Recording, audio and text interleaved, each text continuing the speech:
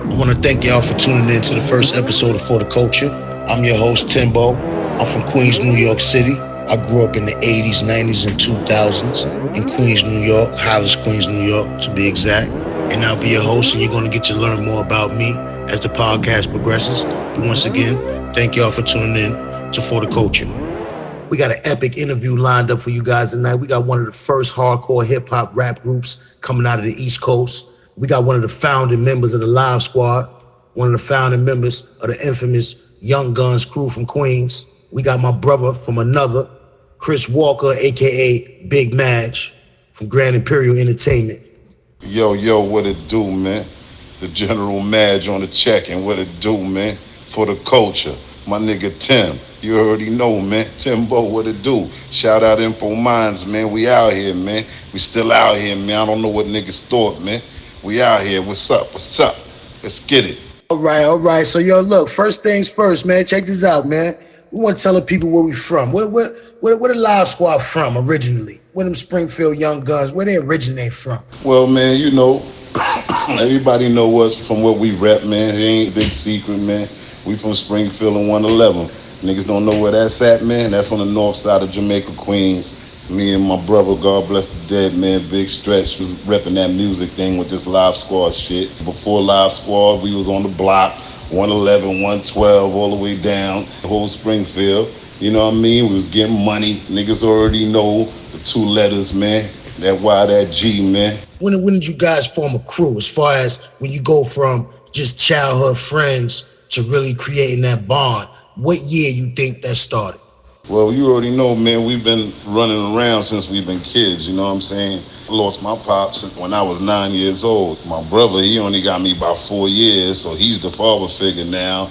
But it's like, nigga, we out there. We on the block. I want to be fly like all the niggas I look up to. So niggas start hustling, you know what I'm saying? I start hustling like 13, 14. My brother was out there, you know what I'm saying? The whole crew, the whole block. Man, this is like, you know, the mid 80s, you know what I'm saying? 86, 87. By 88, it's like all that shit done happened on the block. Niggas coming through, sticking up shit and all that type of shit we done seen, you know what I mean? So we just started nigga holding them thing. Like, fuck that. Niggas ain't coming through here robbing shit.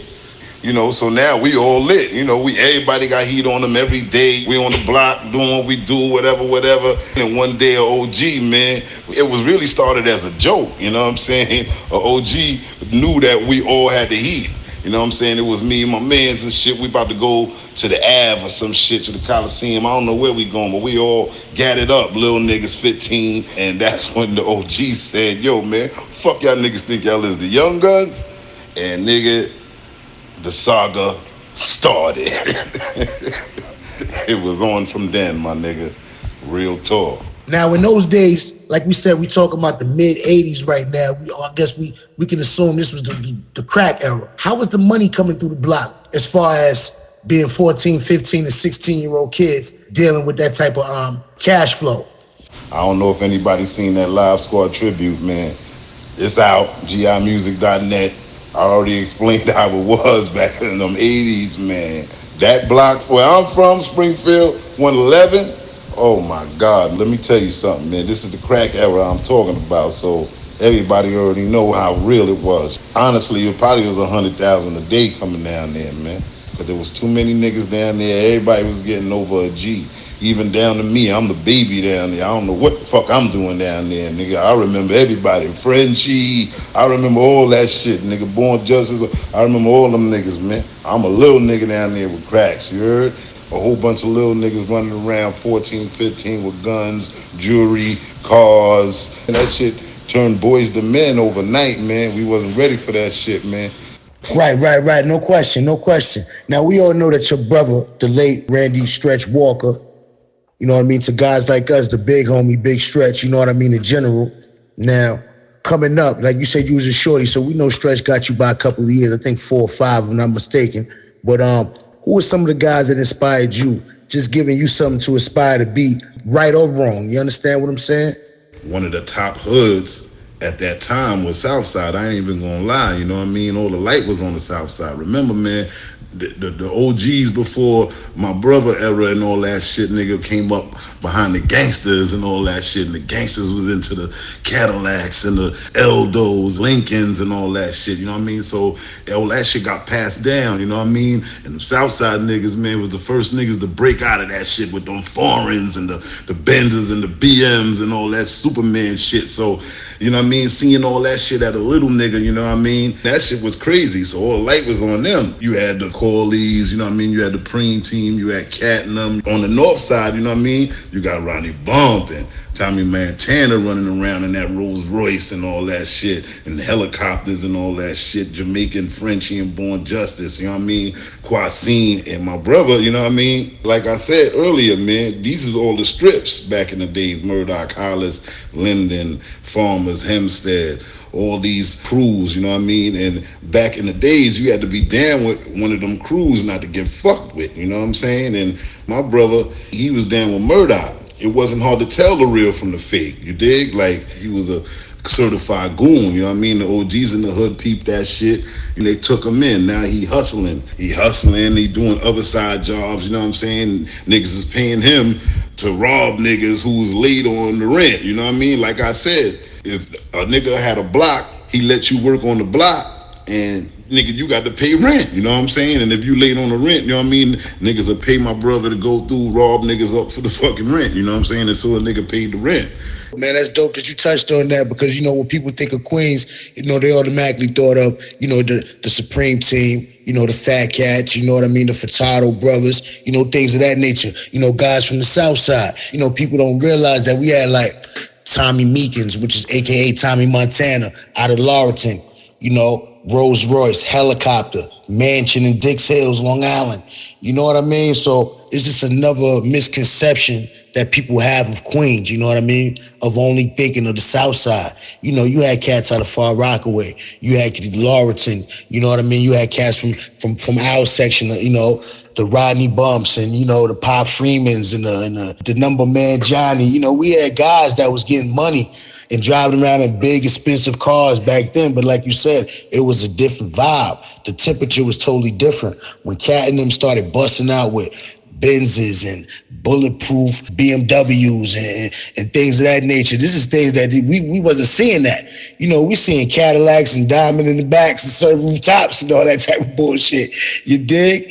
But when them cats started busting out, them niggas was like futuristic. And cats is like, yo, hold up. The money is out there, so of course, you know, the whole temperature in Queens changed. And, you know, to keep it real, them guys had their fingers on the thermostat. You feel me? The South Side, if Queens had a vibe, if Queens had a temperature, the temperature was set by them guys on the South Side. Us just keeping it real, us just keeping it all the way 100, you know what I mean? Yeah, you already know what it is, man. Queens is big, you know what I mean? You got North Queens, you got South Queens. And when it comes down to the streets, you know what I mean, like the South Side, you know what I mean? You got a Guy Brewer, you got Rockaway Boulevard, Baisley Boulevard, 40 Projects, Baisley Projects, you know what I'm saying? Then the North Side, you got where I'm from, Springfield, you know what I mean? Hollis, Linden, Murdoch, Farmers, Woodhall, Henderson, you know what I'm saying? These is all the strips with a lot of history, you know what I mean? There's a billion stories, you know what I mean, with these strips. My strip, Springfield 111, is one of the strips, man. That's where I gained my stripes, you dig? And we don't forget, we want the people to know that we talking about the era of the Lost Boys, you know what I mean? We talking about the era of the Supreme team. So this is in the midst of your Supreme teams and your Bebo crews and such and such and such. You know, this is in the midst of that the Young Gunz made a name for themselves. You know, so we got to let the people know that as well. Like, when you hear about all your stories about your guys from the South Side, Jamaica, Queens, and all those type of things, what my brother is saying is that it was the same type of things going on our side of town as well. You know what I mean? Which is the North Side we call now, because now, these days, it's not about different crews. You know, everybody on some North Side shit. In those days, it was about blocks and hoods. Where you from? Okay, we from Springfield. Where you from? Okay, you from Hollis. Where you from? Okay, we from Linden. Everybody was getting money, so if conflict comes, you know what I mean? Oh, most definitely. Like, I follow the G's before me, you know what I'm saying? And how I looked up to my brother, you know what I mean? Like we said, man, every set that was separated back then was sterile. You couldn't move on the north side if you wasn't with a set. My brother was on the Murdoch. There wasn't no Springfield yet. I ain't even gonna lie, it wasn't no Springfield yet because the generations had to rebirth and grow. We seen all the shit from then all the way to, you know what I mean, Southside, Supreme Team, all that shit. These niggas taking over everything. Remember, they was taking over everything. But I'm a little nigga watching all that shit. Them niggas ain't never come over on the north side with that shit. Shout out to Quasim, you know what I mean, aka Shane. Them niggas tried to take Hollis, man. Them niggas ran them niggas the fuck up out of there. You already know when it was time for us to grow, nigga, we followed suit, nigga. But yeah, those guys that I watched as a shorty that kind of held it down. So as far as when the Southside cats like the Supreme Team came to the Hollis and Springfield with all that, you know, they got turned around. Which you got to thank guys like Benny's younger brother Joe, guys like Quasim, you know, that held it down on that side of town. As far as now, we ain't going for none of that. When your generation came outside, you was just basically following suit to the foundation that the OGs in your neighborhood had laid. As far as the Headache crew, you know what I mean, then the Family crew. You had Homo, you know, guys like Nichols, you know what I mean, the Twins, Prince. You know, these are some of the guys that I know. You know what I mean? Gam, you know, some of the notable guys, you know what I mean? But it's the Young Gunz basically a spawn of the Family crew and the Headache crew. When it comes to growing up in the hood, going to school, you know what I mean? You go to elementary, you go to junior high school, and you go to high school.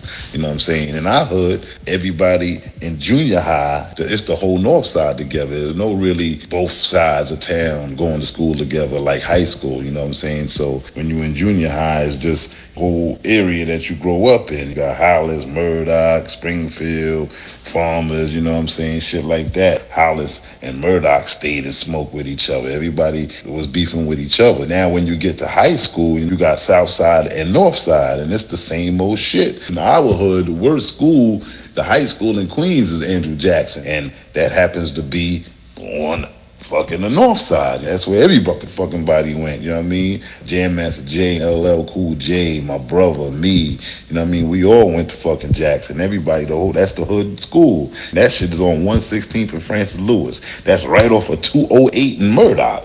You know what I mean? The heart of the north side, you know what I mean? So you got kids from the south side, kids from the north side going to school, and like I said, generations of the same old shit, man. Niggas is being outmanned, you know what I mean? Something's sitting wrong, you know what I mean? Something ain't right with this picture, you know what I mean? There's no way in the world niggas is supposed to be outmanned in their own hood, you know what I'm saying, after school. This is generation after generation. Fuck that, this is crazy. So this generation that I'm growing up under, they was like that, fuck everybody hold their own shit. You know what I mean? This is when that monotony broke. Niggas had to come together, you know what I'm saying? So the Headaches and and Pone and Prince and Jerry and all these niggas came together, man, and they started running them niggas out of here. It wasn't no more niggas on their own side of town getting chased and shit. Even though niggas is all holding it down when they were separated and niggas is getting busy and all that, niggas is still out, man. So, and niggas seen that there's strength in numbers. And that was the beginning of a movement, you know what I'm saying? You got Hollis crew, you know what I mean? The next thing you know, you got everybody together, you know what I mean? Headaches, Hollis crew, Farmers, Linden.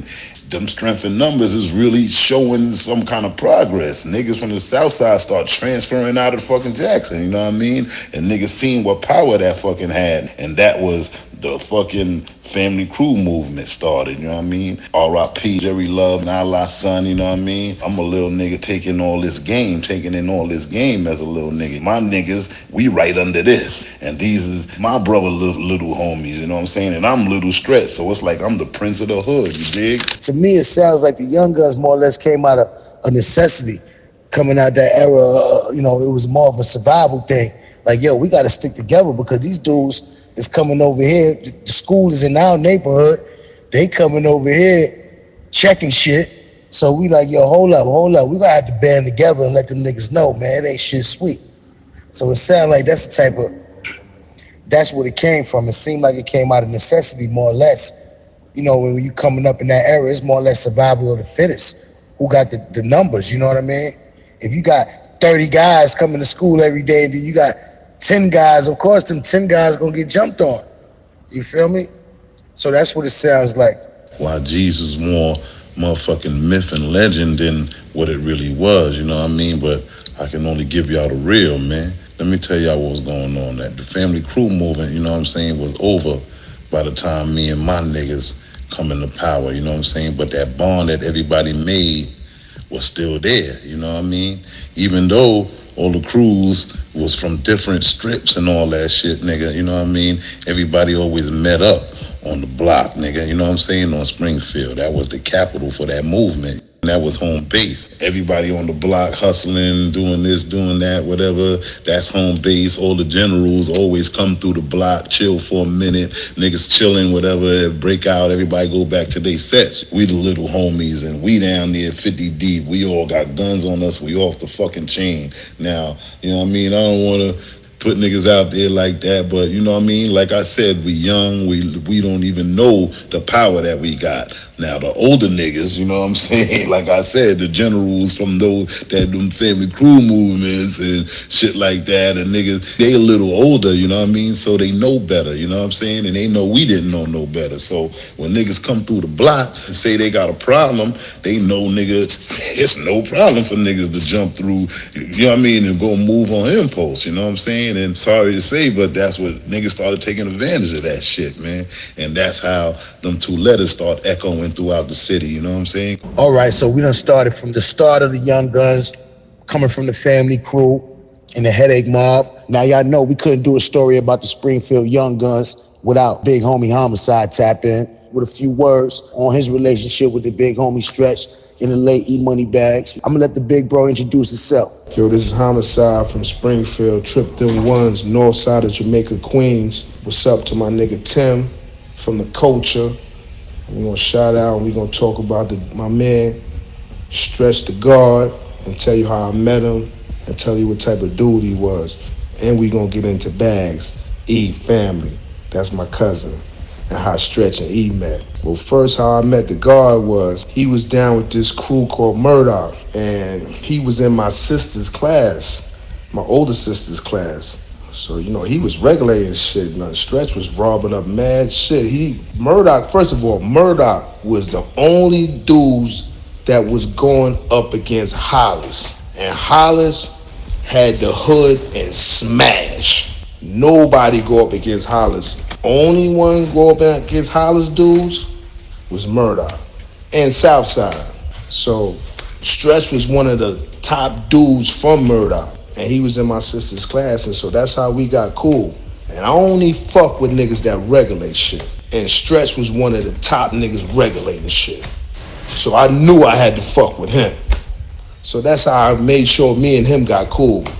And me and him got cool, man. And that's how, you know, me and him started hanging out together and doing shit together. You know what I'm saying? Because he was the big homie. He was showing me what it was. And now how him and E got together is because E's my fan. You know what I'm saying? That's my cousin. So, you know, I always connect with fam. Fam, that's all I deal with is fam. Fam and real niggas. If you ain't that, I don't deal with you. So one day we was in the club, about 20 of us in the club, we all jeweled up. We see some other dudes jeweled up in the club too. What club though? Wasn't that Lamar East we was in? Lamar East. Yeah, Lamar East on Queens Boulevard. We was in there about 20 deep, or we all jeweled up, ropes, chains, you know, handfuls, you know how we do. So we see like 4 other dudes in there jeweled up like us. So you already know. You know how we do, nigga. We about to enhance them niggas from them jewels. We look, niggas circle them niggas, so now we look and say, yo, hold up. That's my fam, man. And who was it? E-Money bags. And I hadn't seen my cousin like maybe almost like 7-8 years. And that's how we bump back into each other. I'm getting money, he getting money. You know what I'm saying? So I told yo, that's fam right there. And that's how they got cool. And then it started from there. So yo, Harm, when was the first time you met Pac, bro? The first time I met Pac, me and E-Money bags. Well, I had did a bid. And when I came home, Stretch was moving around with some nigga named Pac. I'm like, who the fuck is this nigga Pac? So I started getting me and my fam started. We was out of town. We was down south. So we came back from out of town. Me and him that just bought a Cherokee, and we pull up, where we all chill out on Springfield. Stretch happened to came back. So I see Stretch. We pull up on me like, yo, what up? We hop out the Cherokee. We like, yo, what up? We showing them the Cherokee. We like, yo, nigga, you see, we popping out of town, nigga. Where the fuck you been at, nigga? I've been all over you. Where you been at? So he point to Pop. He said, yo, I've been fucking with my man. I've been running around with my man, and he doing this movie. And I've been going back and forth to him to the set with this movie and doing shows with him. So I'm like, nigga, who? So he points to Pop. So I look at Pop. I see this dude over there with some old fucking jewels on, old-fashioned jewels on. I'm looking like, yo, what the fuck you doing fucking with? Yo, man, you bugging right now, man. You need to fucking come fuck with us, man. Because you see what we doing. You see how we doing. So we hop back in the Cherokee and we bounce. We go back out of town. But before we go back out of town, he go back and fuck with Stretch. I ain't never really liked fucking with the rap dudes. I never liked fucking with the rap dudes. So I didn't go back fucking with Stretch and Pac. And plus, I didn't know Pac. And I was like, who the fuck is him with this nigga with this old-fashioned jewels on, this country-looking dude? Because he had a flat top and all that shit. So not knowing that he had that just for his movie role. Nigga, we hood. We don't know nothing about no movie shit. So, I come back, snatch E, and we go out of town. He got Pac first album, he got Pac first album, so he playing this shit or whatever. He like, yo, man, Stretch did 2 joints on here. He produced 2 joints on here. I'm like, word? So he played 2 joints. Shit is hard. They some killer shit, robbing shit. How Live Squad shit be. So he started playing Pac shit. Pac talking some black activist shit and all this shit. I'm like, yo, what the fuck? Yo, I'm not with no fucking black activist bullshit. Take that fucking black activist shit out, man. I ain't with that shit. So he like, nah, man, this nigga popping. I said, hell no. We ain't with no, nah. Fuck that. Take that shit out and put Scarface in it, man. We listen to Stretch shit. We ain't listen to this shit all the way back and forth down south. Fuck that. He consistent. Nah, fuck that, man. He hard, nigga. We listening to him. We arguing. So I'm like, fuck it. He play him there, he playing him or whatever. So now we on our way back. We get back to NY. This is after we coming back now. We coming back to NY. We get back to NY. We done stayed out there a month out of town. So now we riding down Hollis and we look up on the billboard. Who on the billboard? Bah! Bah! On the billboard, Juice. So he like, yo, you see? Look. I told you that nigga popping. Didn't I tell you that nigga popping? So I'm like, oh shit. So now I'm like, oh shit. That's the nigga that we was just talking to over there when we pulled up on Springfield, nigga, when we had came back last time. It was with Stretch. He like, nigga, I told you, nigga. Nigga, don't try to act like you know what the fuck I'm talking about, nigga. You know who it is who I was just talking about, nigga. You just seen him, nigga. We was just beefing the whole time, nigga. So I'm like, yeah, all right. So now we go in the hood. We searching Stretch out now. So we catch up with Stretch. So I'm like, yo, nigga, that's homie. He's like, yeah, I told you. That's what that's my man, nigga. He helping us out, nigga. So I'm like, oh, all right. He said, yo, the nigga cool, man. He ain't look what you think, man. The nigga's mad cool, man. He around right now. So, we gonna go out tonight, nigga. You gonna hang out tonight. So I'm like, yeah, all right. So that's when we hung out with Pac. And, Pac was a cool nigga. Was a real dude. And, that's how me and E and Pac all got cool, man. We got another member of the Young Gunz. He gonna tell you a little bit about his interactions with Stretch and his interactions with Pac and things of that nature, and where he's from and what he represent. But I ain't gonna do too much talking. We're gonna let Deedee, aka Sweets, we gonna let him talk for himself. Yo, what's up? This is Deedee. So yo, Deedee, man, look, tell the people how it was on the block in those days. We talking like 87, 88. We talking about when the Young Gunz first formed. Block was wild, my G. You know what I'm saying? A lot of money out there in the streets, you heard? Brothers out here getting their head busted, But as for us, Young Gunz, we was a cool family. We ain't started, but we definitely ended, and that's facts, my G. And everybody will tell you in the Queens, we ended. We always ended. True indeed. But look, I got another question for you, man. I want you to give one of your fondest memories a stretch, man. 86, 87, Young Gunz was wilding in the streets, man. Especially Springfield Boulevard. Man, we had a team out there so real. It was crazy out there. A lot of money. When I say money, I mean a lot of money was outside. You could sit on the block, take about $2,500 in a couple hours. That's what I'm talking about, real money. Real money. Me, Harm, E-Money, Bass, Capone, Prince, God bless the dead, the guard, Stretch. I mean, everybody was out there. Everybody was out there eating, you know what I'm saying? Majesty, my little brother Shy, Doc Horn. The family was, we strong. We strong. Everywhere we went, we were strong. And we made our presence known. So if niggas want to start something, we definitely was finishing it. Point blank, we definitely finished it. And that's just how we got down. Niggas ain't want no problems with us. Niggas ain't want no problems with us. This is Sweet Daddy Corn Chip. You heard me? On the check-in for the guard, my brother, Big Stretch. Always one love, baby. Always one love. Hey, yo, now, Deedee, look, I just want you to tell the people a little bit more about yourself and about your story, you know what I mean? Yeah, I moved out in Queens probably about 81. Yeah, about 81. You know, living in the crib, family and everything, you know, growing up. You know, it was crazy. Hanging out on Springfield Boulevard. You know, to an old timer put me on, threw me a little package, got me out there in the streets getting that bread. And, you know, we blew from there. Niggas was hating, getting jealous, you know, and all that. Niggas from crosstown came at a nigga, tried to put me down, you know. Niggas threw some shots at me, put me down for a second. They did put me down for a second, you know. And that's what I'm talking about, the YGs. Niggas rolled back so strong, they shut the whole town down. Wasn't nothing moving. I mean, nothing moving. Hey, yo, Sweets, though, check it, man. Well, a lot of people don't really understand the connection that and the influence that the Young Gunz had on Tupac, man. Now, you had a front row seat for that shit, man. Let the people know how strongly, how that, when people hear that thug life and all that, they think that shit came from the West Coast, man. We trying to clear up a lot of rumors and a lot of misconceptions, man. The Young Gunz in Queens, man, had a heavy influence on Tupac, man.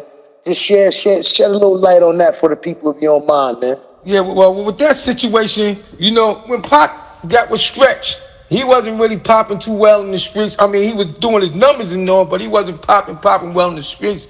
And once he got around Stretch, and Stretch introduced him to the Young Gunz, where I'm talking about eating money bags and Harmo, Pone, the rest of the team, it went from there. And the thug life, screaming thug life, we was thugs already, baby.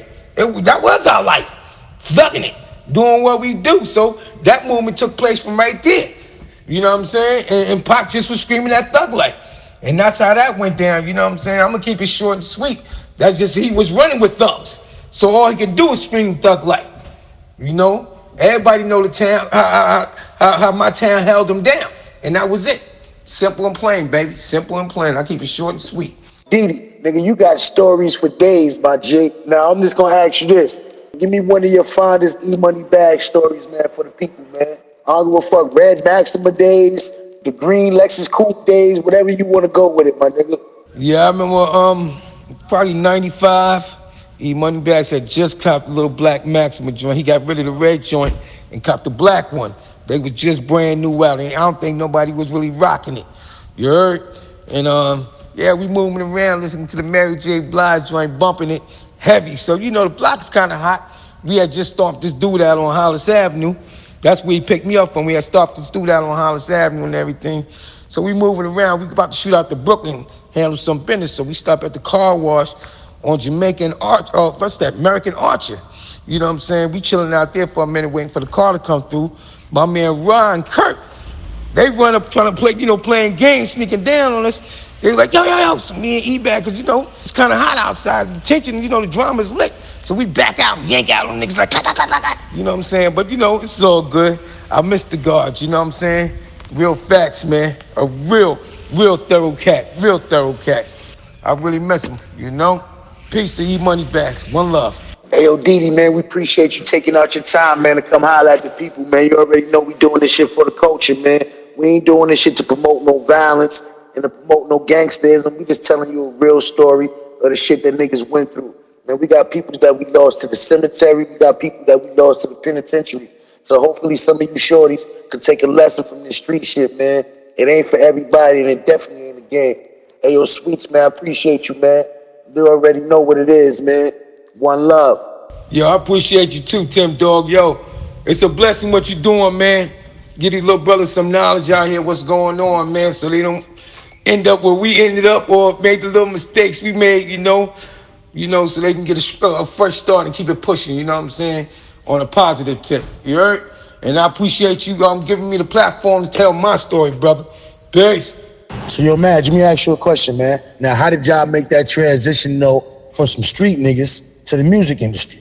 Remember, we from the north side. We from the side of town, you know what I mean, where all the music in hip-hop is damn near coming out of. All the top niggas in hip-hop is right there for my neighborhood. We know mad motherfuckers, and that was like a savior for niggas, you know what I'm saying?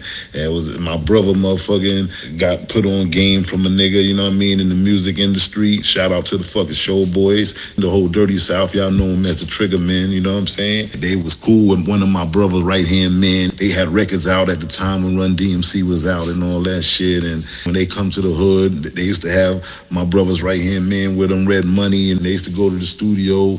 And one day my brother and the Springfield twins, they let them niggas start talking shit at the end of one of the tracks, and niggas told my brother he had a raw voice. Nigga, you need to try to rap, my nigga. You never know what can happen and shit. And that started a whole nother shit, you know what I'm saying? That's how Live Squad came about, you know what I mean? My brother seen that it was getting too crazy for us on the street. He seen it was getting too crazy for me. He didn't want me out there. He know what road I was heading down. That's where the transfer for the music started coming in. We started playing that shit real close, you know what I mean? And in the midst of us, you know what I mean, being on the block and all that shit, niggas was laughing and shit. Like, what the fuck y'all niggas trying to do, man? Y'all niggas trying to rap? And that's how it all started with the music shit. And that was like a savior, man, before we ended up a RICO case or being fucking on the Feds magazine, you understand? That was the curveball right there. My brother, you know what I mean, came in and showed us another way, man. Let's try to go this way. And we've been on this motherfucking road ever since. And I'm glad you touched on that. The show boys, the big homie Orv and Phil, you know what I mean, which is Trigger Man and Bugsy Can. Guys in the hip-hop industry, and East Coast guys might not know who those guys are, but those are the fathers of the down south, of that New Orleans bounce sound. The show boys with that Trigger Man, that was an anthem in the South. And a lot of people don't know, the guys that originated and came with that style for the New Orleans was some guys from Queens, which is from the North Side. Rather, let me just be more plain. Those guys is from Hollis, man, you know what I mean? So this rap shit, man, this shit gets deeper than rap. This shit gets way deeper than rap when it comes to our neighborhood, because we had a front row seat to hip hop. We took the jewels from those guys and, put our twist on it, and here we are today. Yeah, man, this is the Mecca, nigga. This is the Mecca, nigga. So we automatically got plugged in from knowing niggas, you know what I'm saying? Like, niggas knew Ed Lover, you know what I'm saying? Y'all know Ed Lover is Murdoch and all that, and Young TV raps, you know what I mean? But that's where the connect come in at, you know what I mean? My brother was under Murdoch, you know what I'm saying? And Ed is from the hood, he was security and Andrew Jackson, all that type of shit. He took our shit right to fucking Def Jam. We signed with them. Matter of fact, Ed Lover had a fucking label on Def Jam. We signed to Ed Lover's label, but our project never dropped, you know what I'm saying? But the project was crazy, so he went and shopped the deal. The Tommy Boy fucking went crazy and signed us and shit, and it was fucking crazy from there, you know what I'm saying? When you guys first got that deal with Tommy Boy, man, what was it like when y'all first got that first advance check? You know what I'm saying? Oh, man, you already know, man. When the deal with Tommy Boy went through, it was life-changing for niggas, you know what I'm saying? Remember, the Def Jam deal didn't work out, and that was a hard blow for us to take. We trying to lead a hood, and we trying to lead a life behind, you dig? My brother already, you know what I mean, stop hustling. He was so focused. He was so focused on making this shit happen. He sacrificed having no money, man, when he really needed it the most. He about to be a father, so you already know how focused he had to be, man. This is a general getting thousands a day on the block that's sitting on his ass, man. And to give that all up, man, that was real big, man. But you going from that boys to men stage, you know what I mean? He doing it for his kid that's about to be born, you know what I mean? Manisha, my niece, that's my daughter now, you know what I mean? You already know what it is, man. He doing it for her. He doing it for me. He doing it for his homies that he lost. He doing it for his homies that he trying not to lose, man. Maj, look, man, I want you to clear this up for the people, man. When did you start producing for Tupac, and how did that come about? How did y'all even make the link to do the songs, you know, Straight Struggling, you know, Death Around the Corner, Five Deadly Venoms, you know what I mean, things of that nature? How did that come about for you guys to even get the opportunity to start even producing for Pac? Oh, man, how we started producing for Tupac? Well, like I said, man, when we signed with Ed Lover and the Def Jam deal, man, and that shit didn't work out, man. Being that we was a self-maintained group, meaning, you know, we produce our own shit, which was rare back then for it to be as hot as it was. Because back then, you know, niggas had to go to the hottest producers at the time and get production and shit. But, you know, we had our own shit, and, you know, Ed seen that. He knew he had to keep my brother busy so nigga don't fall back to the streets, and he knew we needed some money, you know what I mean? Needed to make some money to do that. So in the meantime, while they shopping a new deal for us to all the labels, they sent my brother to Cali. They hook us up with Shock G, the General, Shock G, aka Humpty Hump. You already know what it is, man. I know I gave Tupac the credit for this, man, on the tribute DVD. You know what I mean? That's out now still, gimusic.net.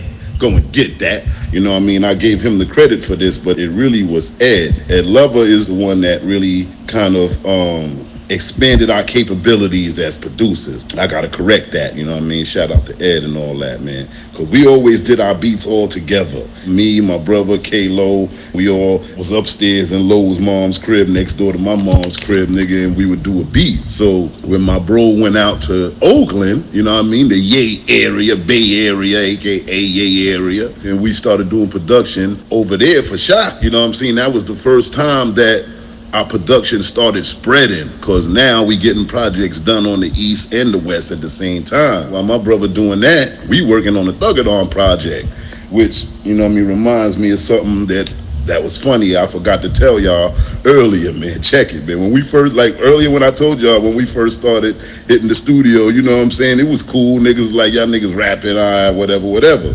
Then when we signed the Def Jam deal, it's like, oh shit, niggas signed the Def Jam, that's what's up.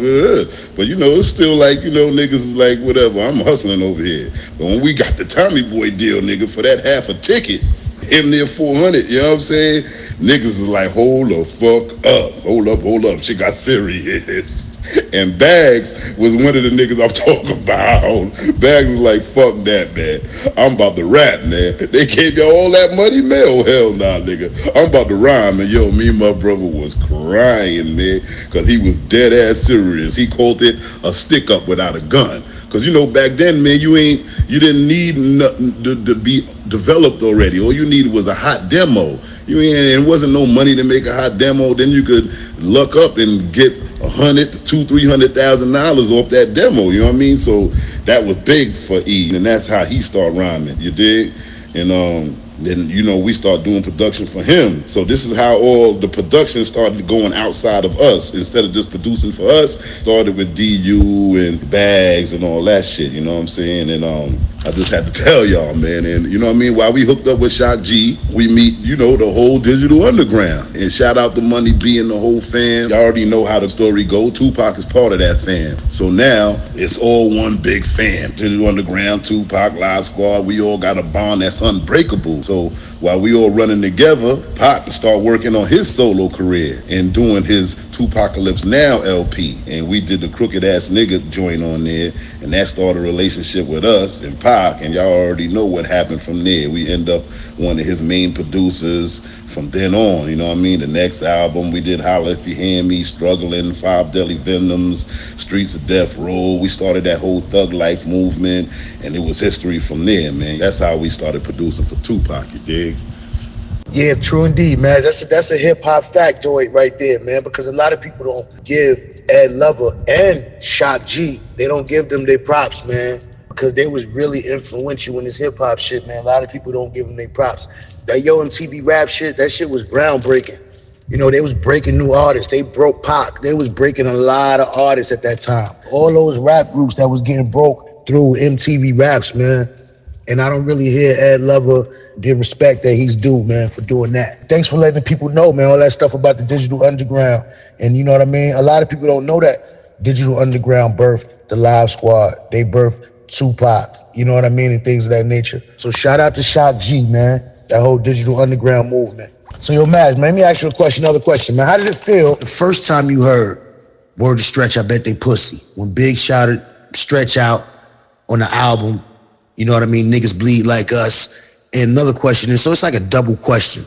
What did you think when you saw Big come out at the Billboard Music Awards that year and shout out Stretch? How did you feel when you saw that? Oh man, how did I feel when Big shouted us out on the Billboard Awards? And both these awards is going to my man O and my man Big Stretch that just passed away.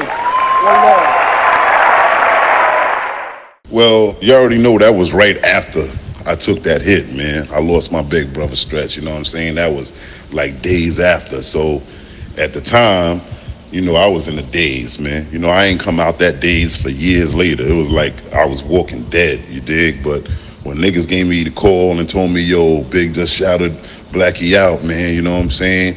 And dedicated it to the kids and all that, man. You know what I mean? That was love, because Big was fan with niggas, you dig? Fuck what everybody else heard. Word to Stretch, I bet they pussy. When he said that, me and Bags came to the studio and he was in the booth and he looked and seen us in there and he was doing his verse and he said that because we had just walked in, you know what I'm saying? So he saluted the guard, you dig? And that's how that went. B.I.G. for life, man. Shout out to the whole Bad Boy fam, you dig? We still out here, man. Riding for our niggas, you know what I'm saying? Let's get it. Now, we all know that, you know, from my personal experience, what the Live Squad did, Take It in Blood for Nas, which is another platinum plaque for the Live Squad, you know, song off of Nas' album it was written. But how did that song come about? I mean, of course, I remember being in the studio that night when niggas made the song, you know what I mean? Me, you, Big Stretch, Blow, my nigga Ronnie Mac, AZ, Nas. That was a classic studio session, man. So just you know what I mean? Just touch on that a little bit for us.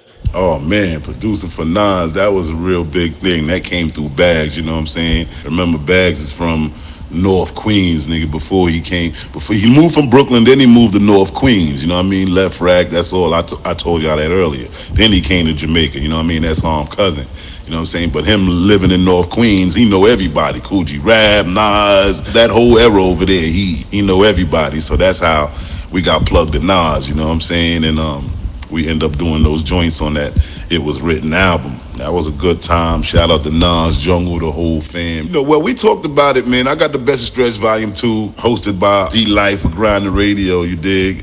So, and we did a little in-studio session where we talk about all the songs we've been producing, you know what I mean? And I talk about when we did the joint with Nas and all that. So y'all can subscribe to the YouTube, Grand Imperial Entertainment 95, and check that out. Yeah, Nas, man, that was a real good time in niggas' lives, you know what I'm saying? That was a real good time, man. What you think about the rap game right now? With all the little pumps, the little Uzi verts, you dig? The 6ix9ine, that whole Treyway movement, you heard? Like, what you think? What you think about the music industry right now? What I think about the rap game now, man, I love it. You know what I'm saying? I know everybody talking about, oh, it ain't the same, and this, that, and the other. But listen, man, y'all better really look. We evolving. Probably not, you know what I mean, when it comes to the art of things, but how big it is, we evolving, man. Niggas is making money that niggas never made before in this game. You could come in this game and what niggas, it took 20 years for niggas to do. You know what I mean? The money, it take 20 years to make some of the money that niggas got now. Now niggas is doing it 2-3 years, you dig? So rap is big. I like where it's at. You know what I mean? Lyrically and all that, there's still a couple of swordsmen running around, so I can't say that the art is gone. You know what I mean? Niggas like J. Cole and Joey Badass, and man, I could go on for days. There's a lot of swordsmen out here when it comes to lyrics, so I ain't gonna say it's gone. You dig? You know what I mean? So, and there's all types of genres of this shit, you know what I mean? And when I say it got big, it evolved, I look at all the rap stars now like they rock stars, you dig? Ain't no more rock. We the rock stars, you dig? So that's how I feel about the rap game now, you know what I mean? And what I be listening to, I listen to all the rap, man. You know what I mean? Don't get it twisted. I fuck with the Migos, you know what I'm saying? Casanova and them niggas. I fuck with all that shit, you know what I mean? The little guard from Brooklyn, what his name? Whatever, the little nigga with the color hair. I fuck with him, man. He sound like the new Fredro. You dig? So I like where it's at right now, you know what I mean? I just want to, you know what I mean, give a little jewel to all these little niggas out here, man. If you don't get nothing out of our story, man, just know, man, there is strength in numbers, you dig? But without order, there's chaos. That's what you could get out of our story, man. Take that and run with it, man. There's strength in numbers. I don't know what you're going to use it for, but there has to be order, man, within it, you dig? Take that, man. This is Majesty. This is for the culture, man. Shout out Timbo. Shout out to Info Minds. Info Minds, you know we gotta do the real bag story, man. There was a lot of false joints on that one. We gotta do that over, man. We gotta do that Grand Imperial story too, man. Let's get it. Yo, Timbo, let's get it. Let's do this. Let's do this part 2, baby. Let's get all in it, man. They don't even know the rest of the story, man. The story too long for part 1 for one joint, you dig? But yo, let's get it, man. For the culture, General Madge on the check-in, man. Grand Imperial music, man. Yo, look out for that Best of Stretch Volume 2, man. 6 unreleased joints. You got the in-session interview with D Life of Grinding Radio, man. Subscribe to that motherfucking YouTube, Grand Imperial Entertainment 95. Check that out. Look out for that Live Squad Drill Sergeant mixtape, nigga, featuring me and all my new recruits, you dig? Zoe Baller, Doe Dudders, Yellow Tape Boys, Manny Rebel. We got the motherfucking G.I. Jane, the first lady of motherfucking Grand Imperial music, Deja Vu. Stay tuned, my nigga, stay tuned. We here, man. Get at us. For more content, please follow the YouTube channel, which is For The Culture, FORTHACULTURE. You can also follow my Instagram page, which is For The Culture, the number 8. Also, the Twitter handle is @ForTheCulture. I want to shout out Young G's Clothing, established in 2003, man. Holla at my peoples, man. That Instagram is @YOUNGGS Clothing. Once again, that's Young G's Clothing, you heard? For all your fashion needs, for the ladies, for the dudes, you heard? Holla at them. New music alert, man. Don't forget to check out my homie, my bro, Yeti Boss. Single called Bright Lights, out now. Can't forget about the homie Mac Monteese. He representing Memphis, Tennessee. Album out right now. Called Still on the Mission, man. You can get that on iTunes and all that. And I can't forget the bro, King Bo Bands. He got the joint called Reload, man, featuring Jada Kiss and Uncle Murder, man. Fire. Y'all fuck with it.